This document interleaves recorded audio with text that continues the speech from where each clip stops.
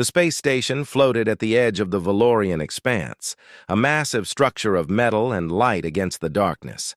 Ships from 7 different species filled the docking bays, each one larger and more impressive than the last. The Galactic Coalition had called them all here for one purpose: to conquer the Karveth minefield. Captain Minho stood at the observation window of the human frigate Dragonfly, watching the other vessels arrive. His dark eyes moved from ship to ship, taking in every detail. The Vrothian dreadnoughts were the size of small cities, covered in thick armor plating that gleamed under the station lights. The Quiller starcruisers moved with elegant grace, their sleek bodies reflecting a rainbow of colors. The Mactan battleships bristled with weapons, looking like flying fortresses ready for war. Behind him, Lieutenant Yuna worked at her station, fingers dancing across holographic displays. She was young for her rank, barely 30, but her mathematical mind was sharper than anyone else in the fleet. Numbers and equations filled her screens, calculations that would make most people dizzy just looking at them. "The Vrothians brought 15 dreadnoughts," Yuna said without looking up. "Each one has shield generators strong enough to protect a small moon." Minho nodded slowly. "And we brought 5 ships that look like they might fall apart in a strong wind." Yuna smiled at that. "Appearance isn't everything, Captain." "Tell that to them." Minho gestured toward the window, where another massive alien vessel was docking. The Karveth minefield had stood unconquered for 300 years. It was 50 kilometers of pure death, filled with mines left behind by a civilization that died out long ago. Gravitational mines that could crush a ship like a tin can. Plasma charges that burned hot enough to melt through any armor. Spatial anomalies that twisted space itself, sending ships spinning into oblivion. 47 attempts had been made to cross it. 43 had ended in complete failure. More than 10,000 lives had been lost in those attempts. But beyond the minefield lay the Helios sector, rich with rare minerals and resources that could power entire civilizations.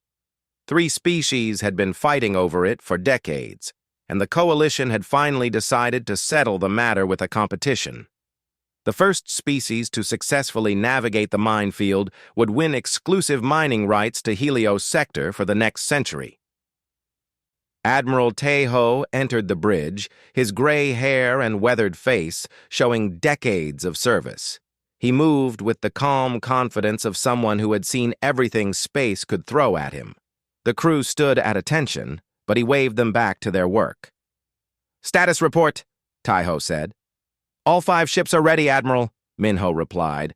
"The Dragonfly, the Hummingbird, the Phoenix, and the 2 escort frigates. Crews are running final system checks."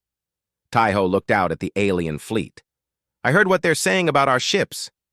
"Let me guess," Minho said. "Skeleton ships, flying scaffolding, death traps?" "All of that and worse," Tejo confirmed. "The Vrothian commander called us suicidal. The Quiller ambassador suggested we forfeit before we embarrass ourselves." Yuna turned in her chair. "Do they understand what we're trying to do?" "They think they do," Tejo said. "They see armor and shields as the answer to everything. Bigger is better in their minds. Stronger means safer." Minho walked closer to the window. From here, he could see the Dragonfly docked below. She was beautiful in her own way, even if others couldn't see it. The human ships were different from everything else in the fleet. Where other vessels were thick and bulky, the human ships were thin and graceful. Their frames were exposed, showing the skeletal structure beneath.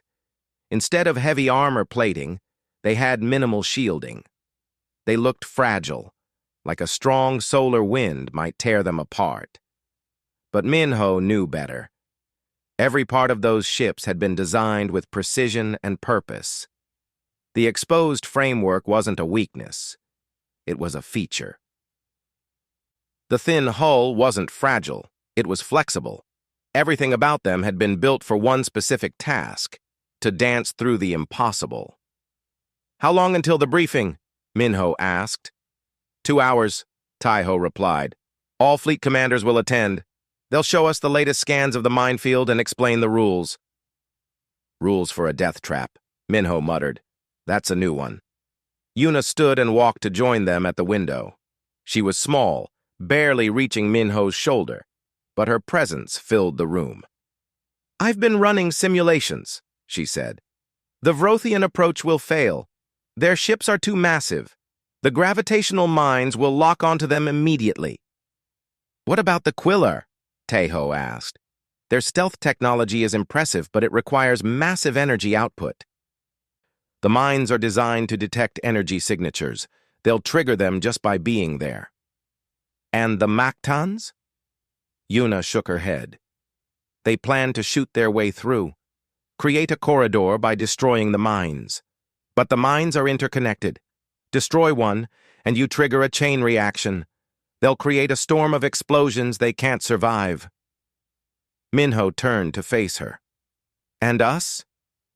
We have a chance, Yuna said simply. A real chance, but only if we're perfect. Perfect. That was the word that defined their entire mission. No room for error, no second chances. The minefield didn't care about courage or determination. It only cared about mathematics and physics. One wrong calculation, one mistimed thrust, and they would join the thousands who had died trying.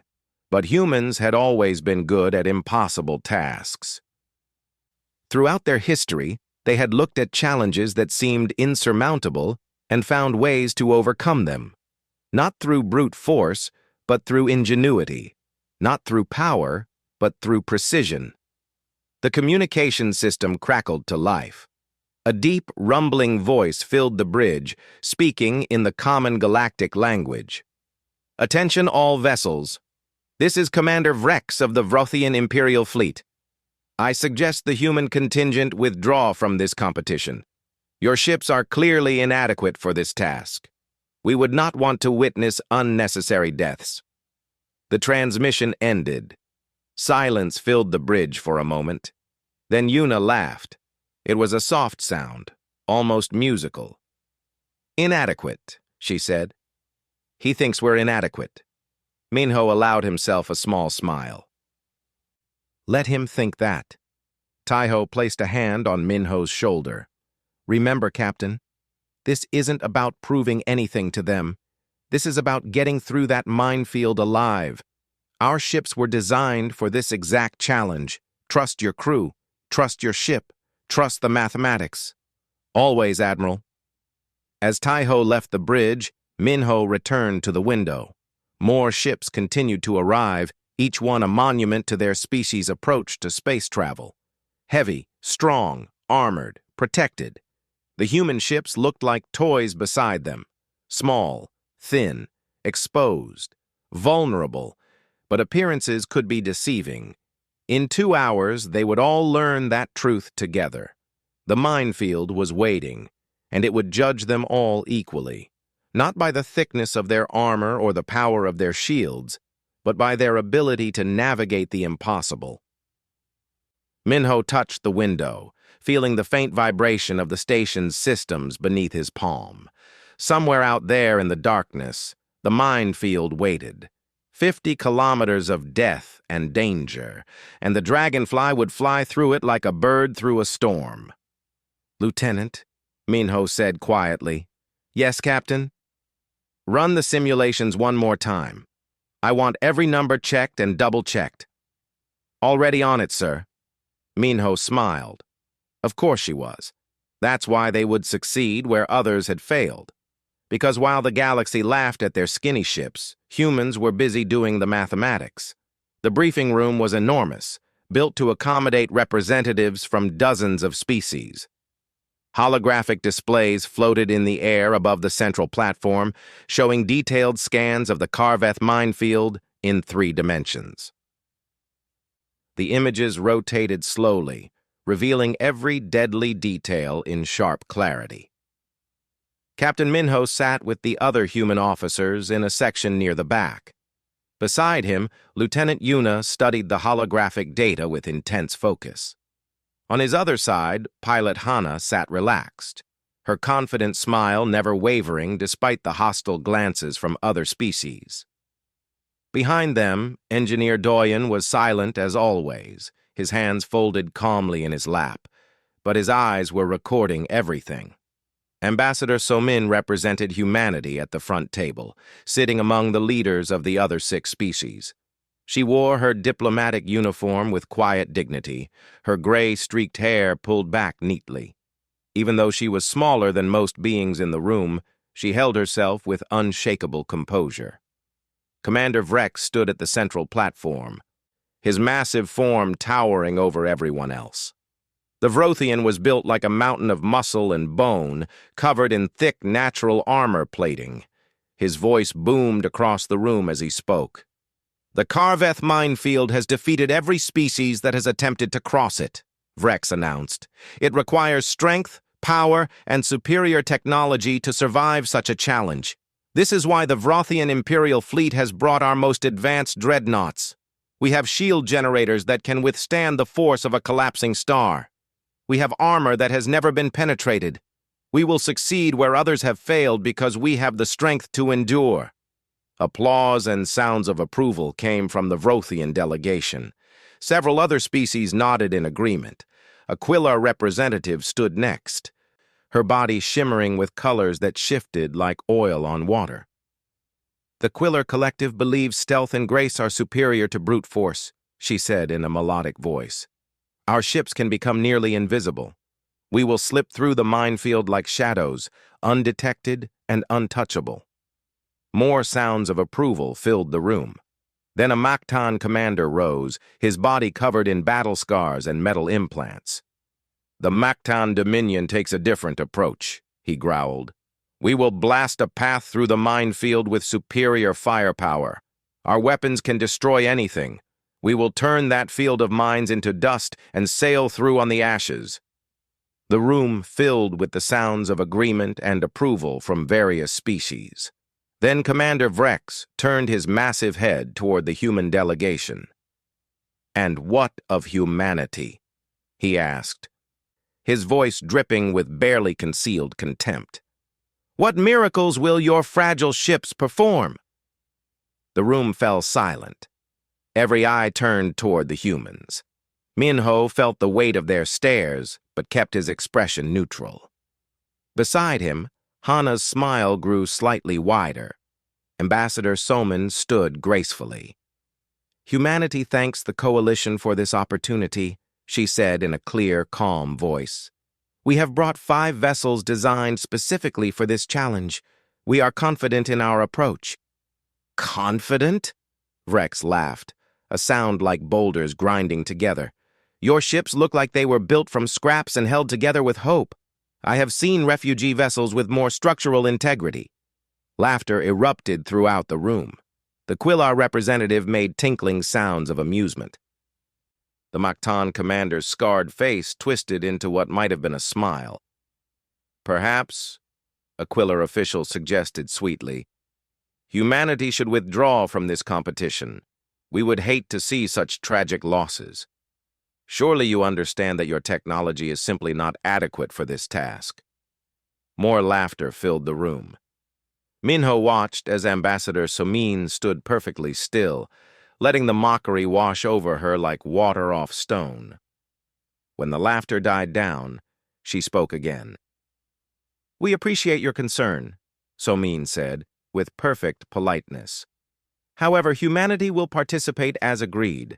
Our ships may appear different from yours, but they are precisely what we need." "Different," Vrex boomed. "They are skeletal. I can see through your hulls. There is no armor, minimal shielding, and exposed framework everywhere. They look like unfinished construction projects, not spacecraft." Doyen leaned forward slightly, whispering to Minho. "He's not wrong about what he sees. He just doesn't understand what he's looking at." Minho nodded slightly. That was the problem, wasn't it? The other species saw the human ships and judged them by their own standards. Heavy armor meant protection. Massive shields meant safety. Size meant power.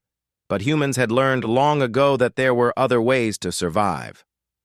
The holographic display changed, showing detailed analysis of the minefield. A coalition official began explaining the challenges in technical terms. Gravitational mines that could detect mass and create crushing force fields, plasma charges that would incinerate anything that came too close, spatial anomalies that twisted the fabric of space itself, energy-detecting mines that would track any ship with active power systems. 47 expeditions have attempted to cross this minefield, the official said. 4 succeeded, but with catastrophic losses. The most successful expedition lost 80% of their ships. The failure rate is 91%. The estimated casualty rate for this competition is projected at 60 to 70% of all vessels that enter. The room grew quieter at those numbers. Even the most confident commanders shifted uncomfortably. And yet, humanity sends 5 ships that look like they will fall apart if someone sneezes on them, Vrex said, turning back to the human delegation. Tell me, Ambassador, do you have enough crew members to fly all 5 ships? Or will you be short-handed when the inevitable happens? Soman met his gaze without flinching. All 5 ships have full crews, Commander. Volunteers, everyone. Volunteers to die, Vrex muttered, loud enough for everyone to hear. Admiral Tejo stood from his seat in the back. The room turned to look at him. Despite his smaller size compared to most species present, something about his presence commanded attention. Commander Vrex makes interesting assumptions, Tejo said calmly.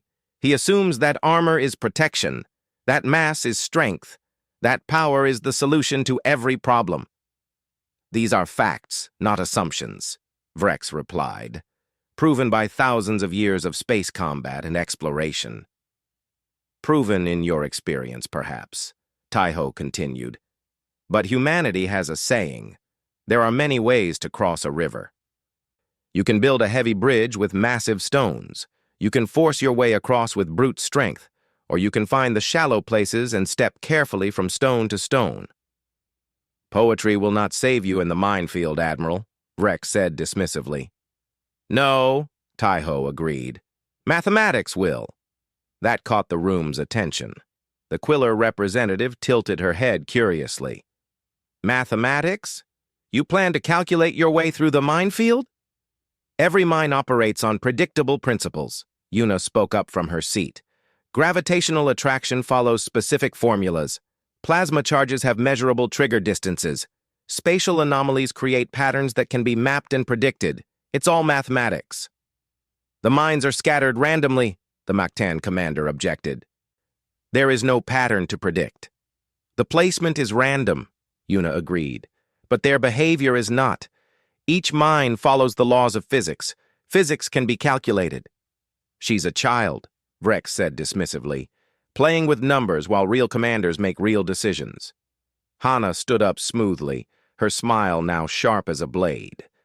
I'm a pilot, she said. I've flown through asteroid fields where the rocks moved faster than missiles. I've navigated stellar storms where instruments failed and visibility was 0. I've landed on moons where gravity shifted every 30 seconds, and I've never lost a ship or a crew member. Because you've never faced a real challenge, Vrex replied. Because I don't rely on armor to save me when I make mistakes, Hana shot back. I don't make mistakes. The room erupted in protests and arguments.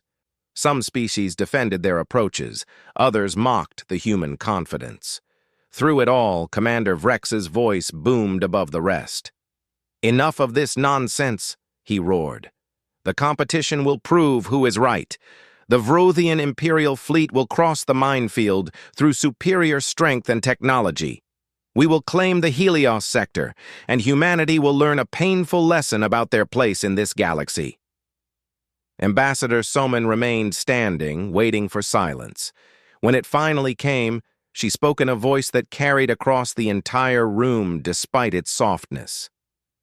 The coalition established this competition to end decades of conflict over the Helios sector, she said. Every species here has an equal opportunity to succeed. Humanity asks only for the same fair chance that others receive. We did not come here to argue about philosophy or mock other approaches. We came to attempt the crossing. An attempt that will end in failure and death, Rex said flatly. Perhaps, Soman conceded, but that is for the minefield to decide, not for us to predict. We have brought shields, Commander Vrex, despite your observations. We simply chose not to bring armor. What difference does that make? The Quiller representative asked, genuinely curious now. We didn't bring shields to protect us from the mines, Admiral Tejo explained. We brought pilots who can avoid the mines entirely. Impossible, the Mactan commander stated. The mine density is too high. No one can avoid them all.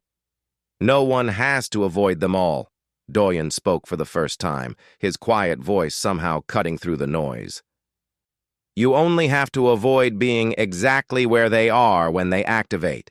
It's about timing, not invulnerability. The briefing continued for another hour, covering rules and safety protocols. Medical ships would be standing by outside the minefield. Rescue teams would attempt to recover survivors from destroyed vessels. Each species could enter as many ships as they wanted, but only completed crossings would count toward the victory. As the meeting ended, various commanders continued to mock the human delegation as they left. The humans walked through the corridor in silence, ignoring the comments and laughter that followed them. Only when they were back on the Dragonfly did anyone speak. They think we're going to die, Hana said simply. They're not entirely wrong to worry, Minho admitted. This is the most dangerous thing any of us have ever attempted.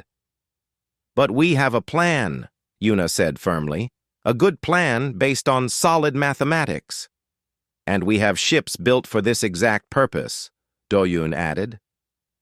Ambassador Soman entered the bridge, her diplomatic composure finally cracking into a genuine smile. Well, she said, that was unpleasant, but we expected it. Let them laugh, Admiral Taiho said. Tomorrow we enter the minefield. That's when they'll stop laughing and start paying attention. Minho looked out at the stars. Somewhere in that darkness, the minefield waited, and beyond it, history waited to be made. Tomorrow, the galaxy would learn that the best ships weren't always the biggest or strongest. Sometimes the best ships were the ones that knew how to dance. The starting line floated in space like an invisible wall. Behind it, hundreds of ships from 7 species waited for the signal to begin. The Karveth minefield stretched before them, 50 kilometers of darkness filled with death. From the outside, it looked peaceful, almost beautiful. But sensors showed the truth. Thousands of mines floating in the void, waiting to destroy anything that came close. Captain Minho sat in the command chair of the Dragonfly, his hands resting calmly on the armrests. Around him, the bridge crew moved with quiet efficiency. Lieutenant Yuna had 3 holographic displays active, showing real-time calculations and mine positions. Lieutenant Jiho monitored tactical systems, ready to adjust their approach at a moment's notice. Engineer Doyon stood near the engine controls, his fingers hovering over the interface. All systems green, Doyon reported. Framework integrity at 100%. Thrusters responding perfectly. We're ready. Minho activated the communication system. Dragonfly to human fleet. Status report. Phoenix ready, came Commander Nari's calm voice from the destroyer. Hummingbird is good to go, Pilot Hana replied, her excitement barely contained. Let's show them how it's done. The 2 escort frigates confirmed their readiness as well. 5 small, thin ships against the most dangerous obstacle in known space. Around them, the massive vessels of other species hummed with power, their shields already activated, their armor gleaming under the distant stars. The Coalition official's voice came over all channels. All vessels, prepare for competition start. You may choose any entry vector. You may proceed at any speed. The timer begins in 60 seconds. Good luck to all participants. Commander Vrex's dreadnought moved to the front of the Vrothian formation. The massive ship dwarfed everything around it, a mountain of metal and firepower. Its shields glowed with barely contained energy. The Vrothian Imperial fleet will lead the way, Rex announced on open channels. Watch and learn how real ships conquer impossible challenges. The countdown began. 60 seconds. 50. 40. Yuna, Minho said quietly. Final calculations? The entry vector is perfect, Captain. I've identified a path through the first kilometer that should keep us clear of all major concentrations. After that, we'll need to adjust in real time based on what we encounter. Confidence level? Yuna turned to look at him, her young face serious. 73% for the first kilometer. After that, it drops because there are too many variables, but that's better odds than anyone else has. I'll take those odds.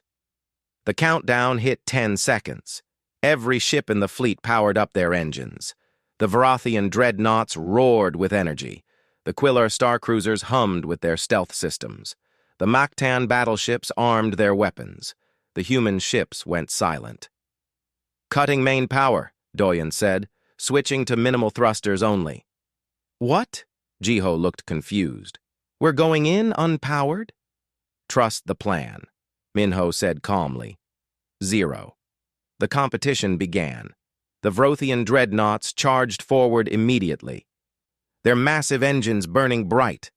They moved in a tight formation, shields overlapping, creating a wall of protective energy. For a moment, it looked like it might work. The first few hundred meters passed without incident. Then the gravitational mines activated. The mines detected the massive energy signatures and enormous mass of the dreadnoughts. Space itself seemed to twist and bend. The leading dreadnought slowed as if caught in invisible mud. Its shields flared bright as gravitational forces crushed inward from all sides. Hull breach on the Vrothian flagship, Yuna reported, reading her sensors. They're trying to push through with raw power. But power wasn't enough. The gravitational mines fed on energy, growing stronger the more power was thrown against them. A second dreadnought tried to help. Moving alongside the first, both ships were caught now, trapped in crushing forces that bent their armor like paper. Multiple explosions, Jiho said, his voice tight. The Vrothians are losing ships. Within the first kilometer, 3 Vrothian dreadnoughts were destroyed completely. 4 more were badly damaged, limping back toward the starting line. The survivors continued forward, but their formation was broken, their confidence shattered. The Quiller starcruisers tried next. They activated their stealth systems and moved forward carefully, trying to slip through unnoticed. Their ships became nearly invisible, fading from visual sight and most sensors. Clever, Minho admitted. But will it work? The answer came quickly. The mines weren't designed to detect visual signatures. They detected energy. And stealth systems required enormous amounts of energy to function. The mines lit up like stars, tracking the Quiller ships despite their invisibility. Plasma charges detonated. Bright blue flames engulfed 2 starcruisers instantly, their armor melting like wax. A third ship tried to drop its stealth and run, but it was too late. The mines had locked on. It vanished in a ball of superheated gas. The Quiller have lost 5 ships, Yuna reported. The survivors are retreating. The Mactan battleships opened fire. Their philosophy was simple. If there are mines, destroy the mines. Massive weapons erupted, sending missiles and energy beams into the minefield. Dozens of mines exploded under the assault. But the mines were interconnected. Destroying one triggered others nearby. Each explosion caused a chain reaction, spreading outward like fire through dry grass. Within seconds, an entire section of the minefield was detonating in a cascading storm of destruction. The Mactans triggered a chain reaction, Jiho said, his voice filled with horror. They created a firestorm. 4 Mactan battleships were caught in the explosions they had caused. The massive ships were torn apart by forces that would have destroyed a small moon. The surviving Mactan vessels retreated immediately, realizing their mistake too late. This is madness, Jiho whispered. Everyone who enters is dying. Not everyone, Minho said quietly. Watch. The human ships had been drifting forward slowly during all the chaos. While the other species charged ahead with full power, the human vessels moved like leaves on a gentle breeze. The Dragonfly's main engines were completely offline. Only tiny maneuvering thrusters fired occasionally, just enough to adjust their trajectory. We're showing almost no energy signature, Doyen reported. The mines can barely detect us. Mass reading? Minho asked. Minimal. The Dragonfly weighs less than most fighter craft from other species. The mines are calibrated for much larger targets. Yuna's fingers flew across her displays. Gravitational mine at bearing 270, distance 100 meters. It's activating, but we're not registering as a threat. Passing it now. The Dragonfly drifted past the mine. Through the view screen, they could see it floating in space, its sensors active but not triggered. The ship was too small, too light, too quiet to register as a target worth engaging. Plasma charge ahead, Yuna announced. Distance 80 meters, adjusting course. A tiny burst from the maneuvering thrusters. The Dragonfly shifted slightly, changing its trajectory by just a few degrees. It was enough. The plasma charge sat motionless as they glided past. This is working, Jiho said, his voice filled with wonder. It's actually working. The hummingbird, even smaller than the Dragonfly, moved through a cluster of mines like a bird through a forest. Pilot Hana's voice came over the communication channel, calm and confident. This is easier than asteroid racing, she said. At least these mines don't move. Commander Nari's Phoenix followed a parallel course, using its slightly larger mass to test different paths. The two escort frigates moved in formation, each one finding safe corridors through the deadly field. Human ships are past the 1-kilometer mark, Yuna reported. 0 casualties, 0 damage. Back at the Coalition observation post, stunned silence had replaced the earlier mockery. The sensor operators watched as the human ships drifted through areas that had just destroyed vessels 100 times their size. On the Vrothian flagship, Commander Vrex stared at his displays in disbelief. His mighty dreadnoughts, with their impenetrable armor and unstoppable shields, had been crushed like toys. But the fragile human ships, the ones he had called skeletal and pathetic, were gliding through the minefield like it was empty space. How? He demanded. How are they doing this? His tactical officer studied the sensor readings. They're not fighting the minefield, Commander. They're barely registering on the mine detection systems. Low mass, minimal energy output, precision navigation. They're too small to be considered threats by most of the mines. But their ships have no armor. One hit would destroy them. They're not getting hit, sir. They're avoiding the mines completely. The human fleet continued forward. 2 kilometers, 3, 4. The other species tried to follow the human paths, but their ships were too large, too heavy, too power-hungry. The mines that ignored the human vessels immediately attacked anything bigger. A Quiller star cruiser tried to copy the human approach, cutting power and drifting, but its mass was still too great. A gravitational mine activated, crushing the ship's central hull. The crew barely escaped in time. Human ships are at the 5-kilometer mark, a Coalition observer announced. They're maintaining formation and showing no signs of damage. This is unprecedented. On the Dragonfly, Minho allowed himself a small smile. They had passed the first major test, but the minefield was 50 kilometers long and they had barely started. Status report, he ordered. All systems optimal, Doyen replied. Framework stress is well within acceptable limits. The flexible joints are working perfectly. Navigation is on track, Yuna added. I'm seeing the patterns now, Captain.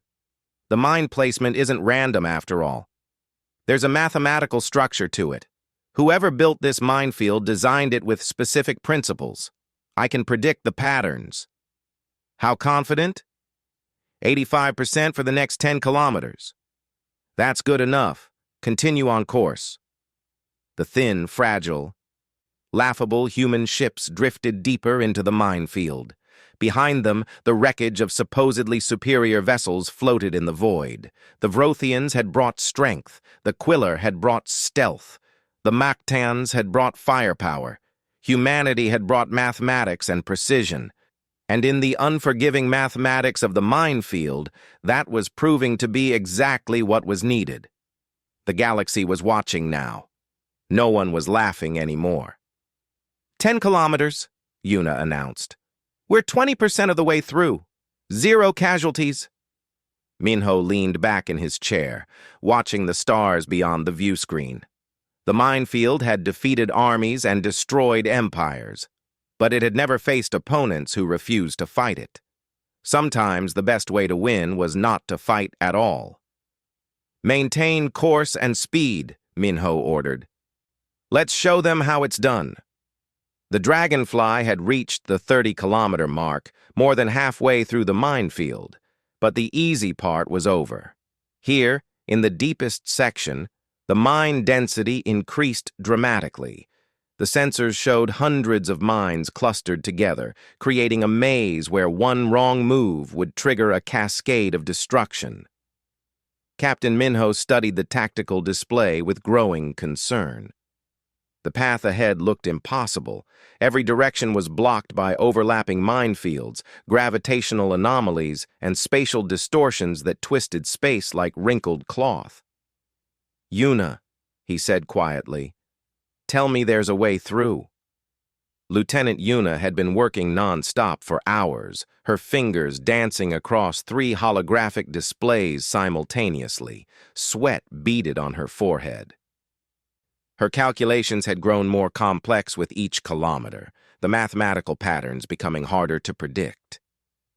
There's a way, she said, but her voice held doubt for the first time. But it requires perfect timing. I'm talking about millisecond precision. If we're even slightly off, we'll drift into a gravitational well and won't have enough power to escape. Show me. The display changed, highlighting a narrow corridor through the mines. It twisted and turned like a river through mountains, requiring constant micro-adjustments to maintain the correct trajectory. One section required them to pass within 5 meters of a plasma charge. Another required threading between 2 gravitational mines with only 10 meters of clearance. It's doable, Pilot Hana said over the communication channel from the Hummingbird.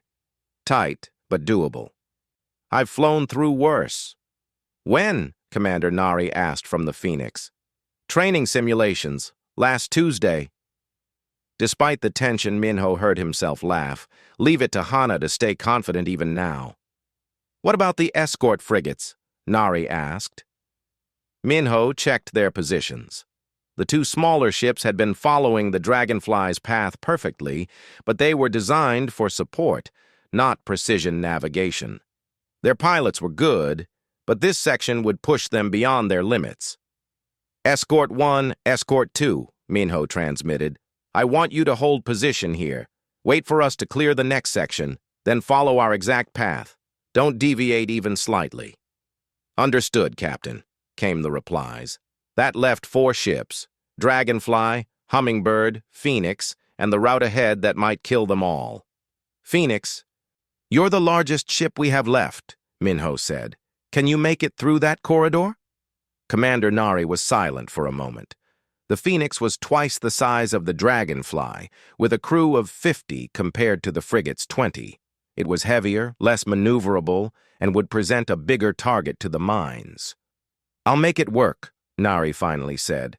Yuna, upload the navigation data to all ships, Minho ordered. Done. Everyone has the course. Then let's move. Hummingbird, you go first. You're smallest and fastest. Dragonfly follows. Phoenix brings up the rear. Roger that, Hana replied. Beginning approach. The Hummingbird drifted forward slowly, its tiny thrusters firing in precise bursts. Through the view screen, Minho could see the minefield ahead glowing on his sensors. Each mine was a point of deadly potential, waiting to unleash forces that could tear apart anything that triggered it. Hana's voice remained calm as she navigated. Passing the first gravitational mine.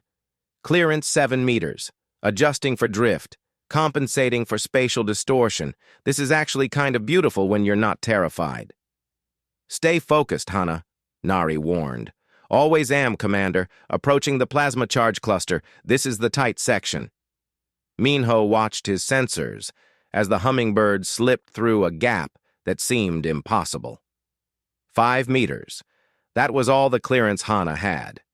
One mistake, one calculation error, and the plasma charge would activate, creating temperatures hot enough to vaporize the small scout ship in an instant. Clear, Hana announced. That was exciting. Your turn, Captain. Doyun, bring us forward. Minimum thrust only. On it. The Dragonfly began its approach. Lieutenant Jiho called out readings constantly, his voice steady despite the danger. Gravitational mine at bearing 030. Distance 12 meters. Plasma charge at bearing 180. Distance 8 meters. Yuna's calculations appeared on Minho's display, showing the precise trajectory they needed to follow. Every thruster burst was timed to the millisecond.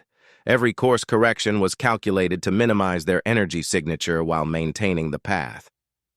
Spatial distortion ahead, Yuna warned. It's creating a drift effect. Compensating. The ship shuddered slightly as space itself bent around them. The framework of the Dragonfly flexed, absorbing the stress. This was why the human ships looked skeletal. The exposed framework wasn't a weakness. It was designed to bend and flex without breaking. A rigid armored ship would have cracked under the spatial pressure. The Dragonfly simply bent and kept flying. Passing the plasma charge, Minho said. Clearance 6 meters. Through the view screen, he could see the mine floating beside them, its surface glowing with barely contained energy. It was close enough to touch, close enough to kill them all if it activated. But the Dragonfly's energy signature was so low that the mine didn't recognize it as a threat. Clear, Doyun announced. We're through the worst section. Phoenix, you're up, Minho transmitted. Commander Nari's destroyer began its approach. The Phoenix was larger, heavier, and more difficult to maneuver. Nari was an excellent commander, and her crew was skilled, but the ship itself wasn't designed for this kind of precision flying. Taking it slow, Nari said. First gravitational mine approaching. The Phoenix drifted past the first mine successfully, then the second. But as it approached the tight section with the plasma charges, something went wrong. Spatial distortion is stronger than expected, Nari's tactical officer reported. It's pulling us off course. Compensate with thrusters. Compensating, but we're showing increased energy output. The mines are starting to notice us. Minho watched his sensors with growing alarm. The Phoenix was putting out more energy than planned.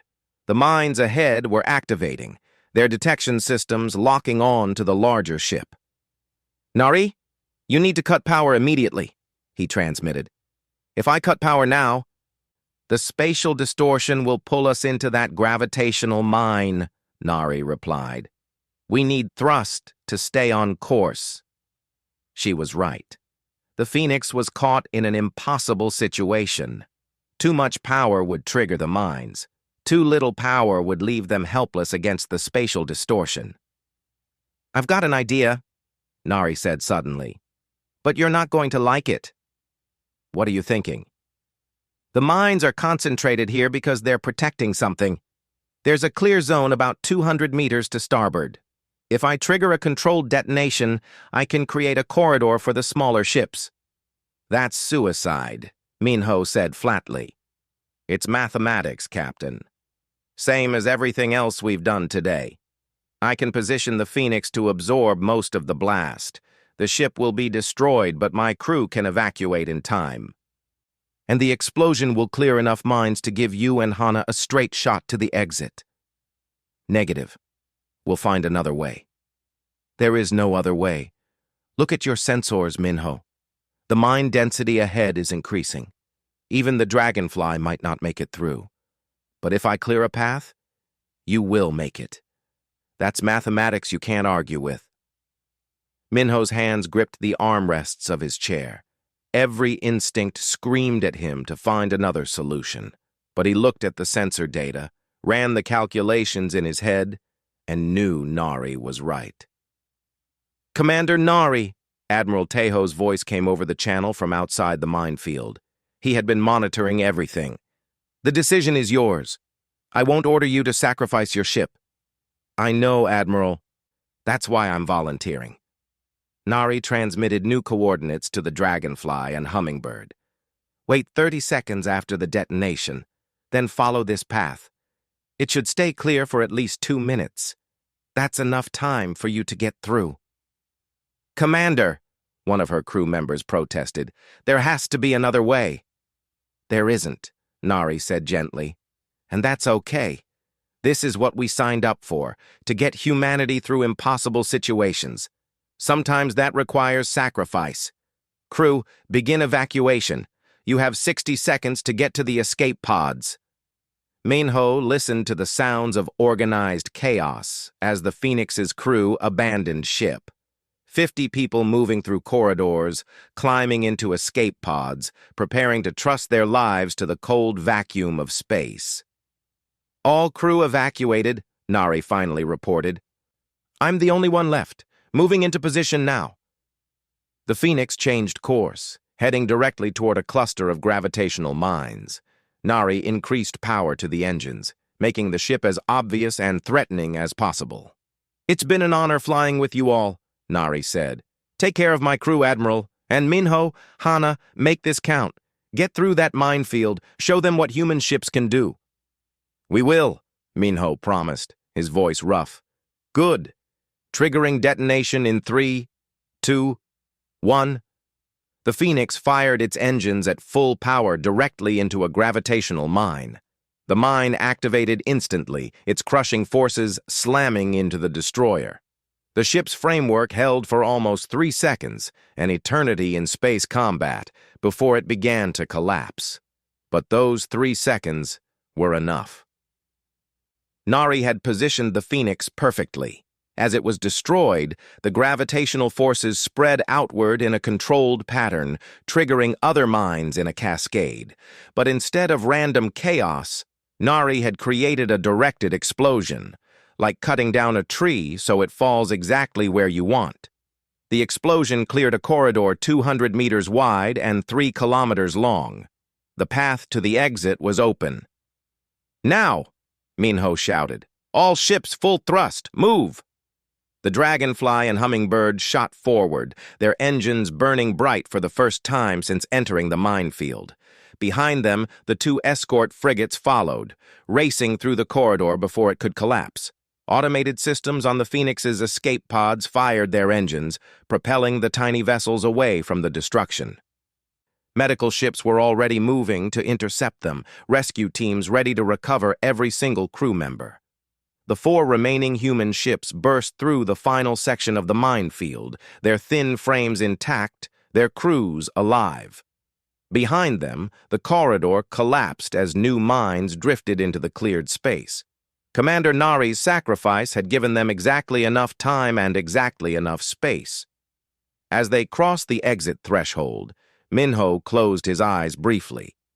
They had made it, but the cost had been higher than he wanted to pay. This is Coalition Control. Congratulations to the human fleet. 4 vessels have successfully crossed the Karveth minefield. Humanity wins the competition. Through the view screen, Minho could see the Helios sector ahead, rich with resources and opportunity. But he was thinking about Commander Nari and the Phoenix, about a sacrifice made with calm mathematics and quiet courage. Set course for the recovery zone, he ordered. Let's pick up our people. The recovery zone was filled with activity. Medical ships moved between the scattered escape pods from the Phoenix, retrieving Commander Nari's crew one by one. Every pod was accounted for. Every crew member was safe. The sacrifice of the ship had been complete, but the sacrifice of lives had been zero. Captain Minho stood at the observation window of the Dragonfly, watching the rescue operations. His ship was docked at the Coalition station on the far side of the minefield, the first time it had used powered flight since entering that deadly corridor. Behind him, Lieutenant Yuna was finally sleeping, exhausted from hours of continuous calculations. Engineer Doyen was running diagnostic checks on the framework, making sure the flexible structure hadn't been damaged by the spatial distortions. A transport ship approached, carrying the recovered crew. Through the window, Minho could see Commander Nari sitting in the passenger section, alive and well.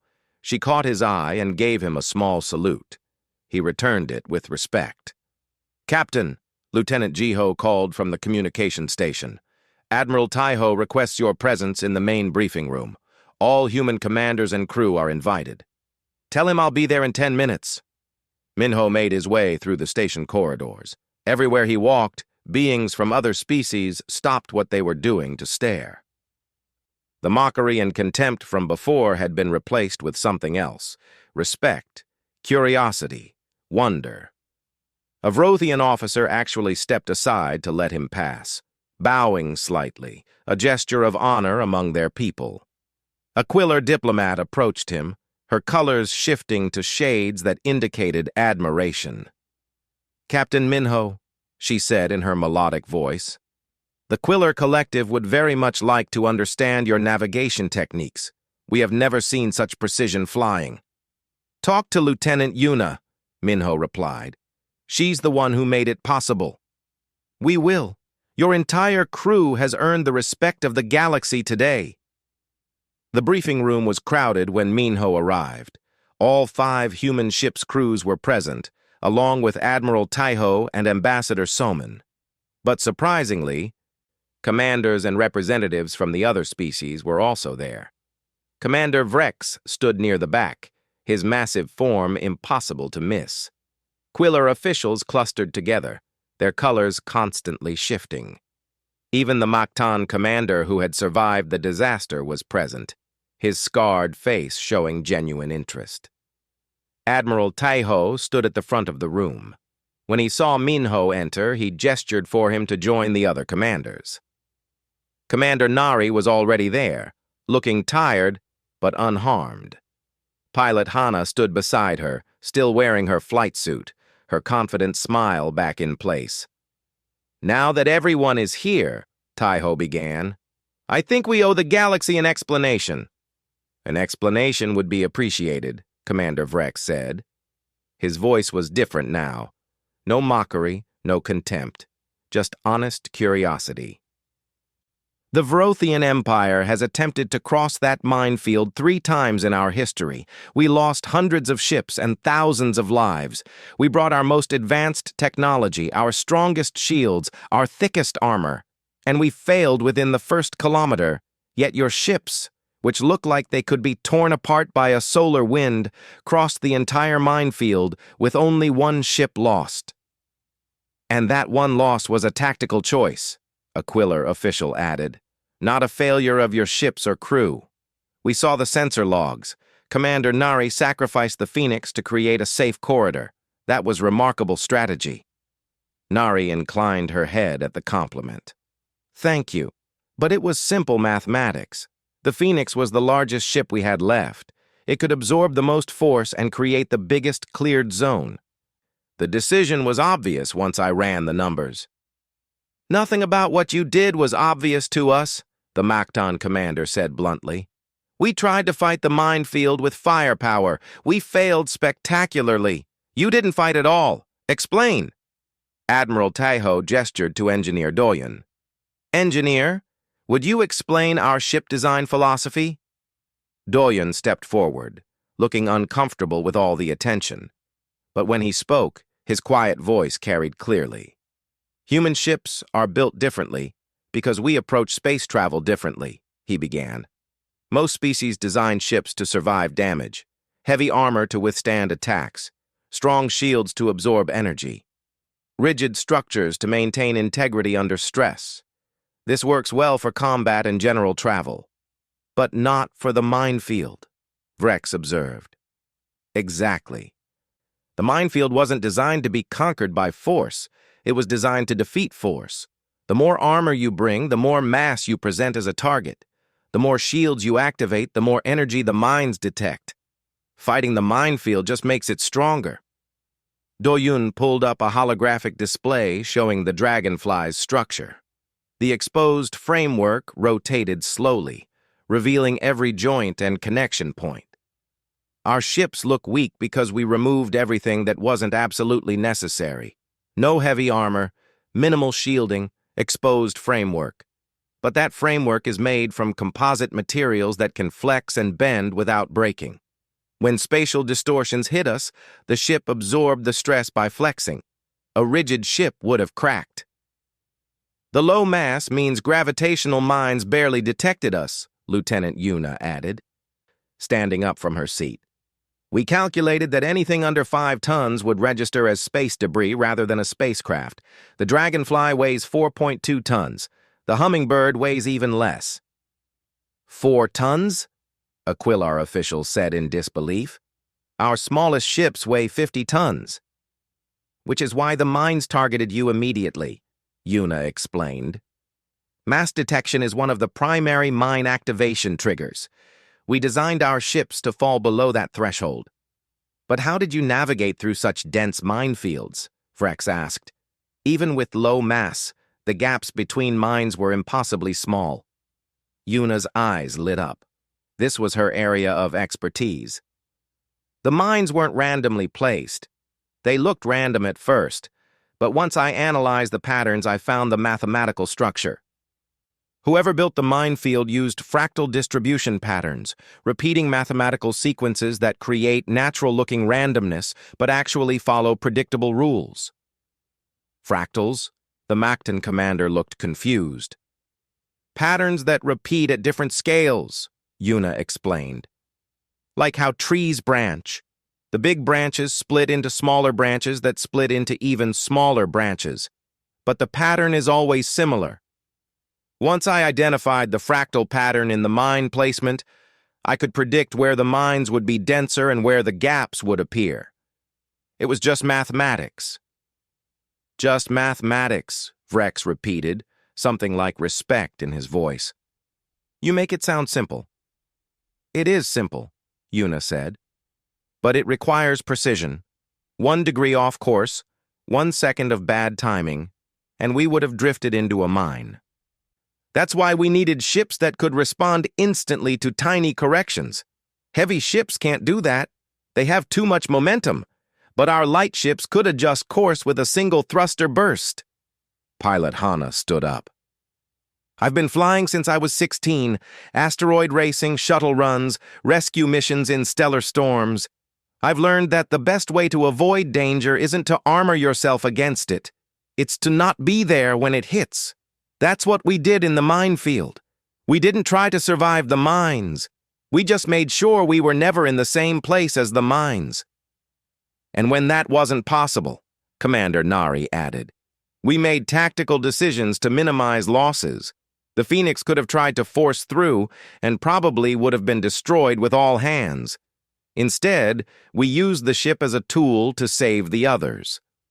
1 ship and 0 lives lost, versus potentially losing all our ships trying to fight through. Ambassador Soman stood up, her diplomatic composure back in place.